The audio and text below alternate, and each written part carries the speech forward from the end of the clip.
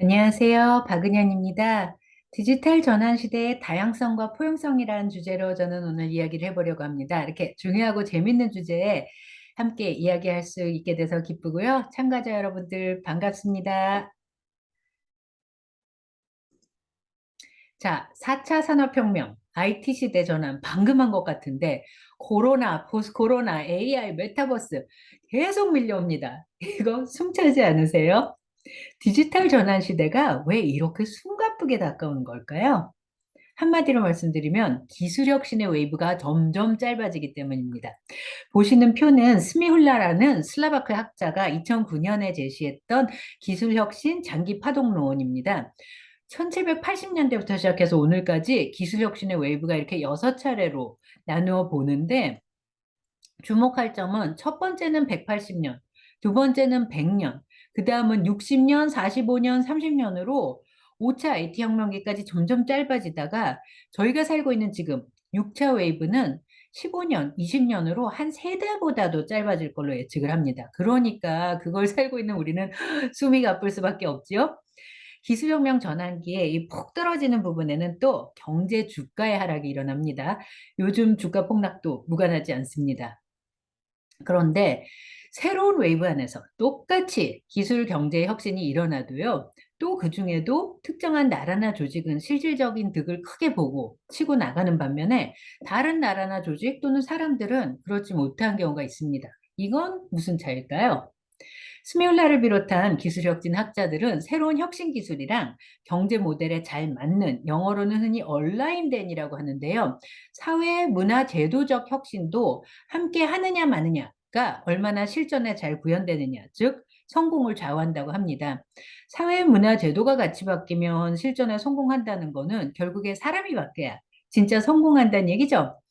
근데 기술은 점점 빨리 변할 수가 있는데 그 와중에 변하는 게 가장 힘들고 느린 것이 사람이죠. 우리가 잘 알고 있고 체감하면서 사는 중입니다.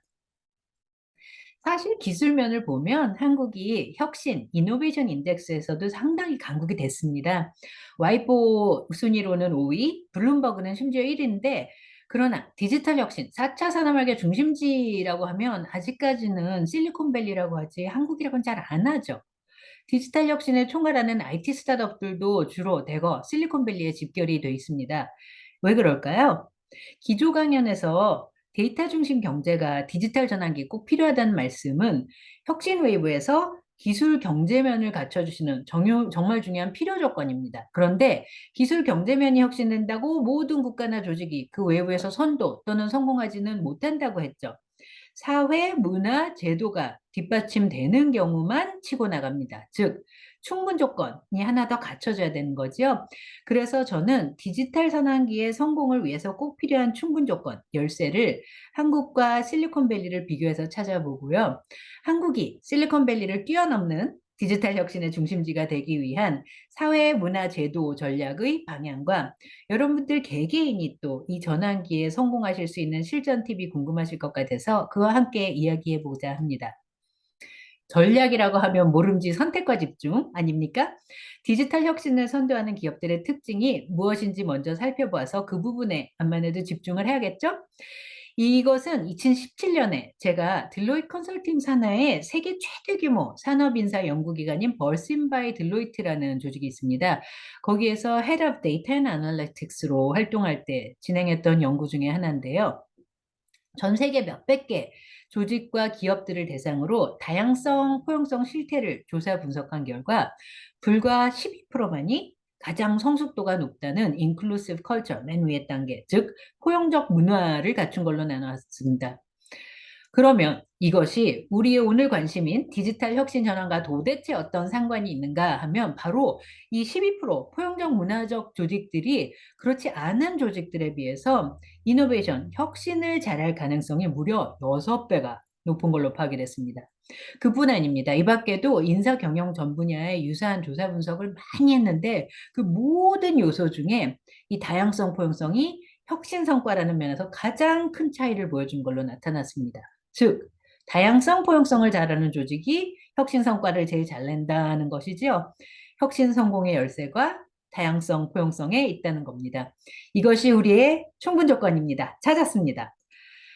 그러면 디지털 혁신, 4차 산업혁명의 중심지라고 얘기하는 실리콘밸리는 어떨까요?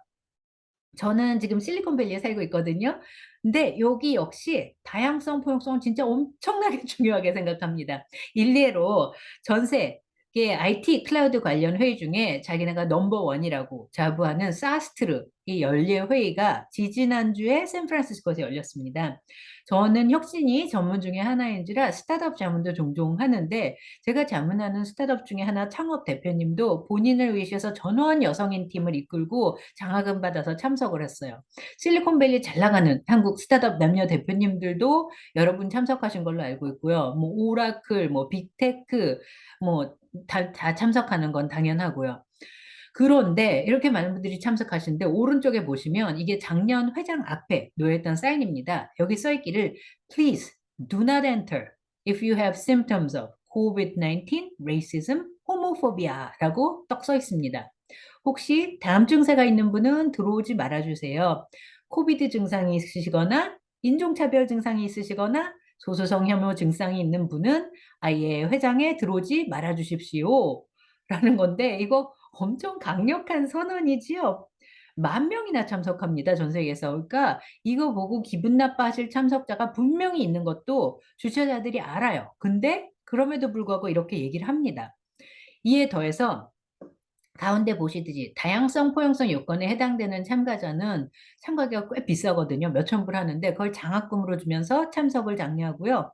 연사 구성도 다양성, 포용성을 적극적으로 추구를 해서 60, 70%의 연사가 여성 및 소수인종으로 구성되어 있는 것을 자랑스럽게 이야기를 합니다. 웹사이트에도 공유를 하고요. 자, 디지털 혁신의 중심지, IT 클라우드의 산학년이 모이는 장, 이 컨퍼런스 왜 이렇게까지 하지요? 앞에 연구에서 보신 거랑 마찬가지입니다. 이들은 비즈니스 경험으로 다양성, 포용성이야말로 자신들이 혁신을 선도하게 해준 열쇠라는 걸 뼈저리게 알고 있는 거예요. 다양성, 포용성이 이렇게 혁신으로 이어지는 작동 원리는 사실 생각보다 간단합니다. 아무리 좋은 학교라도, 아무리 똑똑한 사람들이라도 획일적 교육과 같은 생활 경험을 가진 사람들만 모아서 나올 수 있는 거는 비슷비슷한 아이디어 뿐입니다. 이런 단일성이 사실 효율에는 매우 좋지만 새로운 아이디어가 나와야 하는 혁신에는 극히 불리합니다. 반면 이 클라우드 회의와 같이 동양인 소수인종이라든지 여성 리더라든지 소수성 목소리를 찾아서 듣고 포용을 하면 기술 기반은 같지만 거기에 다른 생활 경험을 더하게 돼서 새로운 아이디어가 갑자기 더 많이 나오게 되고요. 그러니까 혁신에 유리해지는 거지요. 자, 점점 빨라지는 혁신의 웨이브, 그중에도 최신 웨이브인 바로 지금 디지털 전환기에 치고 나가기 위한 필요 조건인 데이터 중심의 기술 경제에 더해서 충분 조건이 될 수 있는 사회 문화 제도적 변화가 열쇠가 또 무엇일까 찾아봤는데요. 조금은 뜻밖이실 수도 있는 열쇠, 답을 제시해 봤습니다. D&I, 다양성과 포용성입니다. 그래서 DI, 디지털 이노베이션의 열쇠는 DI, Diversity and Inclusion, 다양성과 포용성이라고 하겠습니다. 자, 다양성과 포용성이 이 디지털 전환 시대의 성공의 열쇠라고 하면 한국 기업이나 경제, 그리고 한국에서 일하시는 분들, 앞으로 10여 년간 성공의 열쇠도 이것이 되겠죠? 말하자면 다양성이라는 게 인적 자원이라는 면에서는 가장 중요한 요소라는 이야기도 됩니다. 인종, 언어, 성별, 나이, 장애 유무, 출신 국가, 돌봄 상황, 학력, 다양성의 축이라는 게 몇백 개가 된다고 합니다만 저희가 중고등학교 때 다양성의 나라라고 배운 미국에 비해서 한국은 사실 상대적으로 다양성의 축이 적습니다. 인종적 다양성 일단 좀 미미하고요. 그나마 세대와 성 그리고 장애 유무가 아마 쉽게 알아볼 수 있는 한국이 가진 자원입니다. 그렇게 보면 이번 웨이브에서 한국의 성공의 열쇠는 여성분들을 포함한 어떤 이유에서든 여성, 남성, 노소 할 것 없이 나는 이 부분은 사실 주류가 아닌데 우리 조직에서 라고 오늘 생각하고 계시는 한국의 소수자분들이 쥐고 계신 겁니다. 자, 열쇠를 진 거는 좋아요. 좋은데 이게 기술같이 빨리 돌려지지 않는 사회 문화 제도의 열쇠거든요. 그래서 이 묵직한 다양성, 포용성의 열쇠를 돌릴 수 있는 실전 팁을 이야기를 하려면 먼저 구조적인 원인, 지렛대 포인트를 찾아야겠다는 생각을 했어요. 그래서 한국에서 그나마 이야기가 되고 있는 그리고 논의가 되고 있는 다양성의 축 여성, 그 중에서도 여러분들이 잘 알고 계시고 각종 정책적 노력도 기울여 왔지만 좀처럼 바뀌지 않는 경력 보유 여성의 축을 골라서 한국의 성수밸리와 미국의 실리콘밸리에 있는 한국 여성들을 비교하는 최초의 연구를 2020년에 성수동에 위치한 루틴팩트의 지원으로 진행을 했었습니다. 한국 여성 52분을 카드 소팅이란 방법으로 심층 인터뷰를 해가지고 굉장히 다양한 모습을 끌어내고요. 그걸 또 Q 애널리시스라는 통계로 분석을 해서 구조적인 원인, 지렛대를 찾아 나섰습니다. 그랬더니 이렇게 네 유형으로 나타났어요. 저희가 인터뷰한 분들은 다 하나같이 완전 고학력, 고스펙이었는데도 정작 본인들 목소리를 듣고 분석을 했더니 이렇게 현재 처한 상황, 동기, 니즈가 다 다른 또 그 안에서 또 다양한 모습이 나왔습니다. 경단이요, 한범주나 스펙으로 묶어서는 파악이 안 되고 이렇게 열쇠가 안 돌려진 게 이해가 가더라고요. 유형 1. 남편이 마음껏 일하라고 말하지만 정작 육아를 도와주지는 또 않아요. 그래서 본인이 일하는 거를 지지해 주는 거는 본인 나 자신뿐인 경우가 많고요. 경력 단절 사유는 가족의 권유가 가장 많았습니다. 우리 많이 보시는 형이지요? 이중부담형이라고 이름을 지었습니다. 유형 2는 돌봄에 대한 부담이 줄어들어 뭐든 다시 일을 시작하고 싶어요 라고 하시는 분들인데 이분들 경력 단절은 출산 시에 된 경우가 가장 많았고요. 그래서 자연히 또 아이들은 꽤 커서 내가 다시 일하려는데 가장 든든한 지지자도 자녀라고 하신 분이 제일 많았습니다. 다만 재취업이 이 기간이 좀 길었기 때문에 조금 어려우신 경우가 많은 포스트 돌봄기형입니다. 유형 3은 남편은 일과 양육에 대해서 서로 상의하고 서로 돕는 실질적인 조력자예요. 하시고요. 서로 조력자예요. 그러니까 내가 다시 일하는데 가장 든든한 지지자도 100% 배우자, 남편입니다. 이분들은 경력 단절 사유와 시점이 굉장히 다양한데요. 이거는 왜 그러냐면 함께 상의해서 가족들이 가족 전체로 적절할 때 단절하시고 또 돌아갈 때도 협력해서 함께 상의해서 돌아가시니까 그래요. 네트워크 워라밸형이라고 이름을 지었습니다. 유형 4는 일도 좋지만 가족들에게 인정받는 지금 삶도 만족스러워요 라고 하시는데 이분들 경력 단절 사유는 1유형이랑 마찬가지로 가족 권유가 가장 많았지만 일로 돌아가는데 가장 든든한 지지자 역시 부모님, 가족이 많고요. 아버지인 경우도 있었어요. 만족스러운 돌봄자형입니다. 자, 그런데 이렇게 다양한 네 가지 유형 중에 한국 성수밸리에서는 이중부담형이 55%로 가장 많은 반면에 미국 실리콘밸리에서는 네트워크 워라밸형이 31%로 가장 많아서 대비가 됐습니다. 그리고 한국 대표형보다 미국 대표형이 가계소득도 20%, 자녀수도 20%쯤 많아요. 삶의 만족도, 나다운 일을 하고 사람답게 산다는 것도 네트워크 워라밸형이 제일 높습니다. 그래서 이 유형이 한국 대표 유형이 되면 생산성 20%, 재생산성 20% 이렇게 올라가서 많은 문제가 풀리겠고요. 더 행복도 하겠고요. 근데 이거 왜 이렇게 다르죠? 스펙이 달라서 그럴까요? 아니에요. 평균 연령이 30대 후반, 양쪽 다 대졸 100%, 아이수 평균 1.3명, 스펙은 같아요. 즉, 같은 사람이라도 그들이 처한 환경과 구조에 따라서 일과 삶에서 다른 선택을 하도록 유도가 되고요.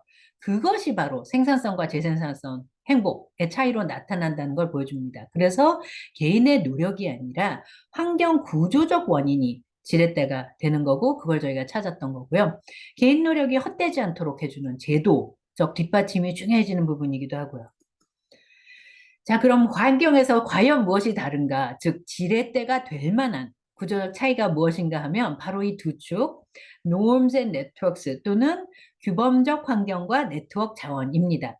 다양성 형평성 논의에서 종종 구조적 차별을 leveling the playing field, 기울어진 운동장으로 비유를 하시는데, 즉, 이 운동장을 1사분면에서 3사분면으로 이렇게 바꿔줘야 된다는 얘기입니다. 한 축씩 간단히 살펴보시죠. 우선 놈, 규범적 환경입니다. 우리가 흔히 말하는 조직 문화도 바로 이 놈이에요. 문화라는 게 거창한 것 같지만 쉽게 말해서 이러이러한 게 당연하다고 사람들이 하는 생각이거든요. 축 한쪽에는 일지향적 보수주의부터 다른 쪽은 유연한 평등주의까지가 나타나는데 일지향적 보수주의는 여성도 일을 하는 것이 바람직하지만 다만 양육은 또 엄마 몫이다라는 놈이고요. 이런 말씀들 여기 속한 분들은 본인들이 하세요. 저는 일 전혀 하지 않고 살 사람은 못 돼요. 가사랑 육아만으로는 보람이 없는데 또 내 아이는 심적으로 내가 보고 싶거든요. 이중부담형이 이에 속하십니다. 주변에서도 그렇게 생각들을 많이 하시는 거고요. 다른 쪽에서 보면 유연한 평등주의는 남성도 여성도 일이나 가사 양육을 할 수가 있고 둘 다 가치 있는 일이라는 놈인데요. 네트워크 워라밸 형이 여기에 해당되고 이런 말씀들 하세요. 내 아이를 꼭 내가 보지 않아도 괜찮아요. 회사나 상사가 유연함이 필요한 여성보다 붙박이 남성을 선호하는 게 당연하냐고요? 헉, 천만에 말도 안 돼요. 그리고 앞에서 보신 바와 같이 남편이 가사나 육아도 실질적으로 같이 해요. 라고 일도 서로 상의해요. 라고 하십니다. 그런데 이게 논 문화가 바뀔죠? 네, 바뀌어요. 각종 설문과 연구에 따르면 몇 년 전만 해도 내가 일을 하면 아이랑은 충분히 시간을 보낼 수가 없고 아이는 놓친다는 생각을 조금은 놓친다는 생각을 하는 분들이 대부분이었다고 해요. 그런데 2020년 저희가 한 이 연구에서는 드디어 내가 일하는 것이 아이의 성장에도 도움이 된다는 생각을 하시는 게 네트워크 워라밸형은 물론이고요. 이중부담형도 이렇게 생각하시고 인터뷰의 대다수가 동의하시는 걸로 나타났습니다. 놈, 규범이라는 게 바뀌고 바꿀 수 있는 지렛대라는 희망적인 증거입니다. 저희가 또 왜 바꾸면 진짜 빨리 바꾸잖아요. 또 한 축, 네트워크 자원. 네트워크 자원이 빈곤한 경우에 이런 말씀들을 하세요. 제도가 있어도 유연근무제를 제대로 쓸 수 있도록 지원해준 상사나 선배는 없었어요. 경력 단절 중에 같이 일하던 사람들이랑 연락하기가 어려워서 저가 노력을 해봤는데도 결국 끊기더군요. 상황이 그런 거죠. 솔직히 가정과 일을 둘 다 균형 있게 유지하는 롤모델을 제 옆에서 본 적이 없습니다. 그래서 이거 되나요? 그러세요. 이중부담형은 이런 환경에 있습니다. 반면에 네트워크 자원이 풍성한 경우 이런 말씀들 하세요. 회사 안팎 상관없이 경력 관련 상의할 수 있는 멘토나 코치를 찾았어요. 경력 단절 중에도 어떻게든지 일하고 있는 사람들과 관계를 새로 만들거나 유지할 수 있는 상황이 되었어요. 연락했는데 저쪽에서 받아주시는 거죠. 만나주시는 거죠. 행복한 가정과 인정받는 일을 균형 있게 유지하는 롤모델 워킹맘이 주변에 있습니다. 그래서 된다는 걸 보고 알아요. 네트워크 워라밸형은 이런 환경에서라야만 가능합니다. 이렇게 실리콘밸리랑 한국에서 우리가 가진 귀한 혁신의 열쇠, 다양성의 한 축인 인재들을 비교해 보니까 노음젠 네트워크가 똑같은 인재를 가지고도 그 다양성을 제대로 포용해서 생산성, 재생산성, 행복을 모두 올려줄 수 있는 지렛대로 나타났습니다. 이는 다양성의 많은 다른 축들에 해당되시는 분들, 뭐 예를 들면 나는 스카이가 아닌데 라든지 난 직급이 낮아서 라든지 세대차가 라든지 여러 가지 다른 다양성의 축이 있지 않습니까? 그런 면에서 이 상황, 조직에서 나의 어떤 부분은 주류가 아니다 라는 경험을 하시는 분이라면 남녀노소 모두 해당될 수 있다고 봅니다. 그러면 당장 이 디지털 전환기에 성공하고자 하는 개인, 나는 이 논젠 네트워크 지렛대를 어떻게 쓸 수 있을까요? 당길 수 있을까요? 네트워크 워라밸형이 한국 대표 유형이 되면 우리 다 굉장히 좋아지겠다고 했는데 그러려면 지금 어디에 있든 간에 지금 상황보다 네트워크 자원을 조금이라도 풍족하게 그리고 한 발이라도 유연한 평등주의에 가까운 쪽으로 움직이면 되겠죠? 네트워크 자원을 풍족하게 하시려면 우선 만약 본인이 멘토나 코치가 없다면 찾아 나서시면 좋고요. 남녀 상관없이 일부러라도 나랑 유사한 사람 말고요. 나랑 다른 사람한테 격려, 멘토, 코치 해주시면 정말 좋습니다. 누가 경력 단절 중에 연락 오면 많이 바쁘시지만 중콜이라도 만나주세요. 이런 분들을 엘라이라고 합니다. 별거 아닌데 본인 하기에는 저쪽의 영향은 엄청나게 커요. 이거 보람 있습니다. 노음을 유연한 평등주의로 옮기려면 만약 본인이 내 아이는 내가 봤으면 좋겠다라고 생각을 하셨다면 예, 그 생각이 틀린 건 아닌데 살짝 한 번 더 고려해 보시면 좋을 것 같습니다. 일하는 엄마의 아이들이 훨씬 더 성적도 좋고 사회에 나가서도 성공할 확률이 높다는 연구도 있거든요. 본인이 남성이거나 아니면 여성이라도 뭐 싱글이거나 남성이든 여성이든 우리는 아이가 없거나 뭐 일을 하지 않거나 뭐 여러 가지 상황이 이분들이랑 다르더라도 엘라이가 돼서 이 지뢰를 확 당길 수가 있습니다. 만약에 회사, 상사, 동료, 팀원이면 아빠든 엄마든 옆에서 육아휴직제도 쓰는 거 지금보다 그냥 말 한마디만 조금 더 지원해 주셔도 되고요. 만약에 남편, 아버지, 오빠, 남동생, 아들, 친구, 동료이신 분들, 뭐가 됐든 간에 남성도 여성도 일이나 가사, 양육을 둘 다 할 수 있고 둘 다 가치 있는 일이라고 생각하는 걸로 조금만 움직여 주시고 말을 조금 그렇게 더 해주시든지 행동을 조금 해주시든지 그렇게 하시면 엘라이가 되셔서 이 열쇠를 같이 돌리실 수 있습니다. 자, 좀 도움이 되셨는지 모르겠어요. 도움이 되셨으면 좋겠습니다.